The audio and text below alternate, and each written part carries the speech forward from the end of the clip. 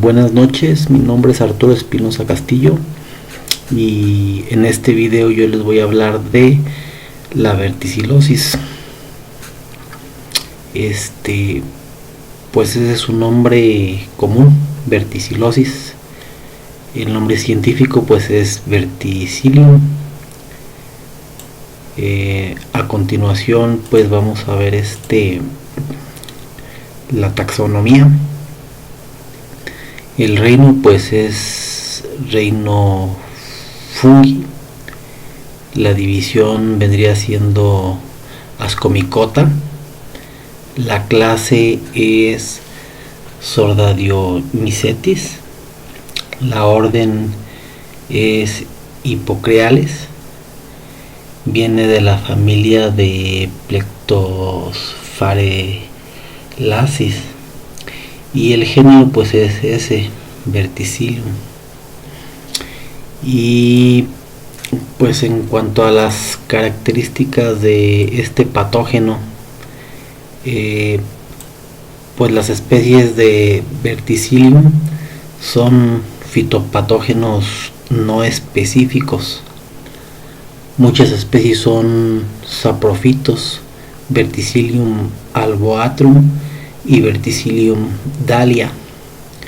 Son los fitopatógenos más importantes. Verticillium dahlia causa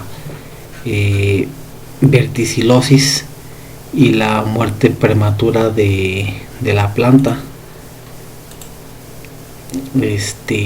En cuanto a los síntomas y diagnóstico,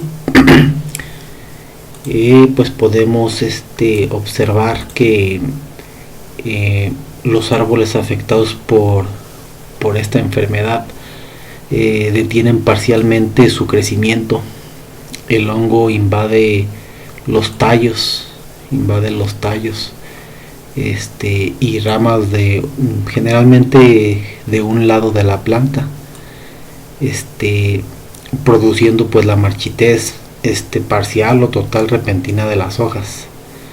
Las hojas de las ramas afectadas toman una coloración café y permanecen adheridas al árbol, generalmente por algún tiempo. Ya después caen, mientras que los frutos se mantienen en el árbol.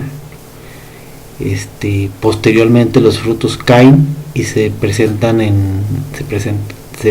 un paloteo o muerte descendente de algunas ramas. Como podemos ver, aquí están unas imágenes de cómo afecta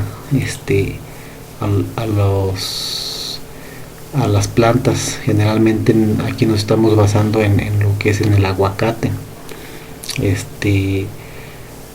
Y pues también podemos hacer, cuando se hacen algunos cortes longitudinales de las ramas, se observa una como necrosis.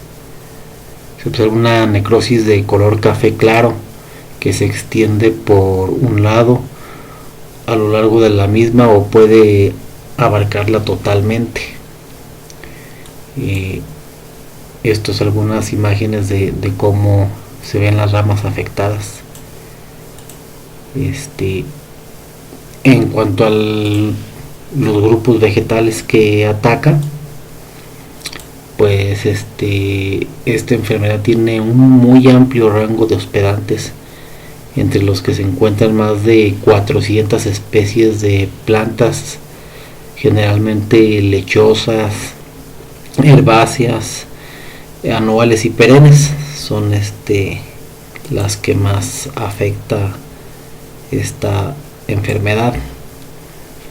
En cuanto a la prevención, pues sí es muy importante empezar con suelos o sustrato limpio, calentándolo a una temperatura de un mínimo de 65 grados centígrados durante un mínimo de 30 minutos. Eso es un buen método de prevención. Otro método de prevención pues sería utilizar semillas, tubérculos o esquejes limpios. También eso viene siendo un buen método de prevención. Otro método pues también sería seleccionar cultivos pues, menos susceptibles, tener cuidado al producirlos en buenas tierras, sería otro aspecto. También otro método de prevención es prever el daño a las raíces, para controlar los nemátodos, ya que las lesiones se pueden utilizar como puntos de entrada. Esas lesiones por ahí puede entrar la enfermedad. Entonces ese es otro muy buen método de prevención. En cuanto al control,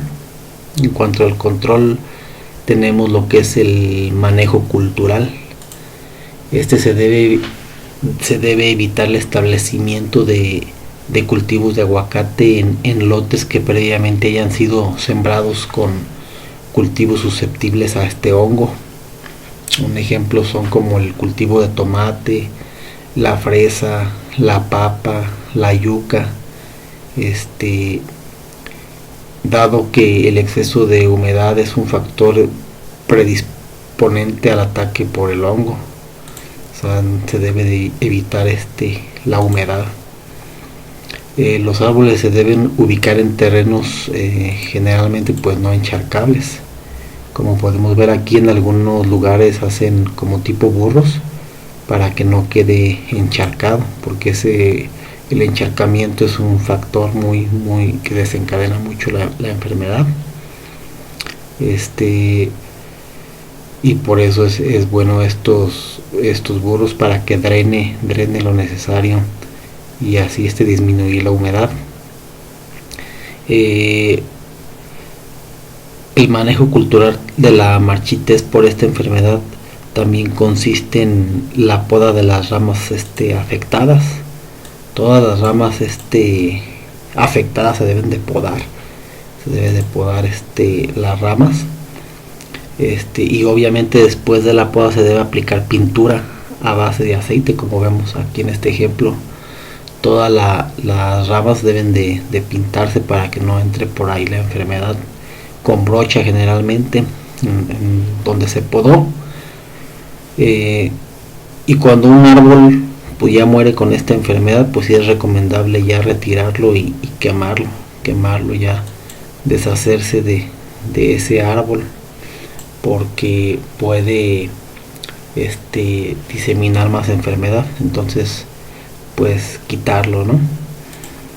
En cuanto al manejo químico, dado que el hongo que causa esta marchitez por verticillium puede sobrevivir en el suelo en forma de clamidósporas y diseminarse de la misma manera que la pudrición de raíces como por ejemplo la Cinamomi. Se debe utilizar las mismas medidas de desinfección de suelos en almacigos, desinfecciones de botas a la entrada de lotes recomendadas para esta enfermedad. Aquí podemos ver algo de manejo químico, también desinfección de terrenos. El manejo químico de esta enfermedad es posible si se realiza preventivamente o si se detectan árboles con síntomas iniciales de la enfermedad, mediante aplicaciones al follaje y tallos de fungicidas a base de, generalmente usan mucho el venomilo, como por ejemplo el Benlate, el Besil 50. También es muy bueno el tiabendazol, que vienen productos como el Mertec 500. El metil tiofanato también es muy bueno como fungicida. Y pues cualquiera de estos fungicidas son muy buenos. Y también hay muchos que se pueden aplicar al suelo, también eso es muy importante. Claro, todo esto con una previa erradicación de malezas. empapando la zona de las raíces. Plantas así tratadas se recuperan del daño por el hongo, generalmente como a los 2 meses, como 2 meses después es cuando se andan recuperando. Pero sí, es muy importante todos esos aspectos. Y en cuanto a los vectores y diseminación, pues la propagación del hongo por crecimiento del micelio es limitada. La dispersión de planta a planta tiene lugar a través del agua, como podemos observar aquí. Cuando llueve y que arrastra el agua, si hay una planta en lo alto infectada, se pasa a la de abajo. Por eso muchas veces vemos que la planta de abajo es la que después está enferma. ¿Por qué? Por el arrastre del agua. Las partículas del suelo también tienen mucho que ver. Otro aspecto muy importante de diseminación es la herramienta. Es la herramienta que se utiliza, por ejemplo, cuando se poda. En los casos de poda, vas y podas un árbol infectado que tiene esta enfermedad, que tiene el verticillium, y se propaga, o sea, se lo vas y lo pasas a otra planta. Desde el momento que por ejemplo con el asadón cajeteas en un árbol, y después el árbol estaba enfermo y vas y cajeteas en otro árbol, pues pasas la enfermedad.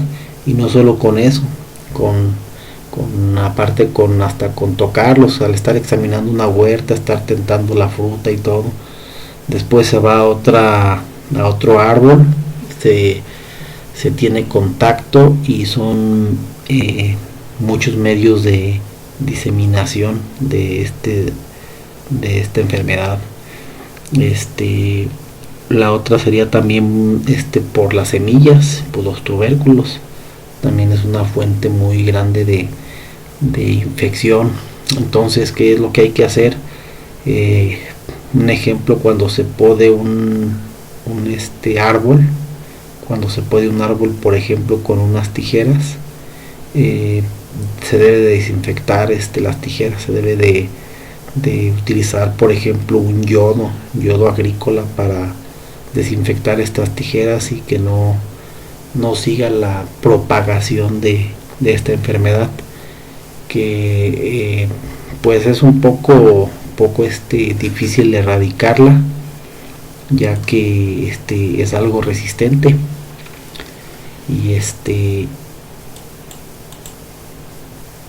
Y pues por aquí les dejo las bibliografías. De mi parte sería todo lo que tengo que decir de esta enfermedad. Todavía hay muchas cosas más, pero es solo algo de lo que les puedo platicar en este momento. Es muy importante tener conciencia y tener unas buenas prácticas agrícolas para que pues evitar la propagación de este tipo de enfermedades, que en muchos casos pues suelen acabar con cultivos enteros. Les agradezco mucho, que pasen bonita noche. Gracias.